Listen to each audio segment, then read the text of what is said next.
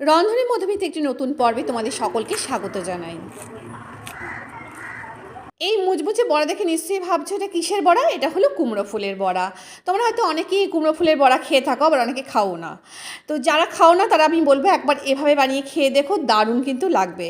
তার জন্য কি করতে হবে, কুমড়ো ফুলের ডাঁটিগুলো ছাড়িয়ে নিয়ে ভালো করে ধুয়ে রাখতে হবে। এবার একটা পাত্রের মধ্যে ভালো করে একটা ব্যাটার গুলতে হবে।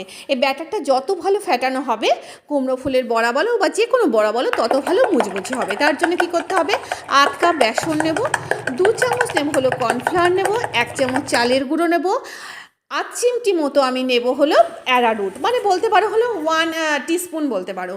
আর নেব হলো জোয়ান, কালো জিরে, নুন, হলুদ, লঙ্কা গুঁড়ো, সামান্য দেব আদা বাটা আর 1 চামচ তেল। তারপরে এটাকে ভালো করে মিশিয়ে নিয়ে সামান্য জল মিশিয়ে একটা ঠিক আমি ব্যাটার বানাবো। ব্যাস হয়ে গেল। এবার কুমড়ো ফুলের বড়াগুলোকে ডোবো আর তেলে ভাজো।